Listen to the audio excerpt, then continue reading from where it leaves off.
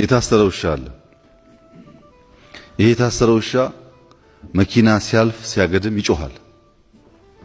ታስሯል፣ መታሰሩን ያውቃል፣ ግን ይጮሃል። እና አንድ ውሻ ከጎረቤት ይመጣና ምንድነው እንዲህ የሚያስጮኸው? መኪና ባለፈ ቁጥር አንተ ታስረሃል፣ ሰንሰለት አለ፣ ልታቆመው አትችልም መኪናውን። በተደጋጋሚ ግን ሲያልፍ ትጮሃለህ።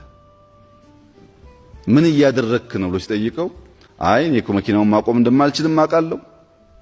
መኪናውን ለማቆም አይደለም የምጮኸው እኔ ዋናው ያሰሩኝ ሰዎች ስራ እየሰራው መሆኑን አውቀው አጥንት እንዲጥሉልኝ ነው የምጮኸው እንጂ መኪናውን ለማቆም አይደለም። እነዚህ ሚዲያዎች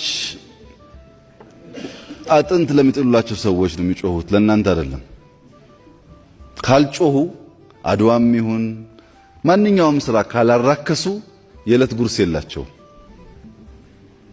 ለዕለት ጉርሳቸው ነው የሚጮሁት።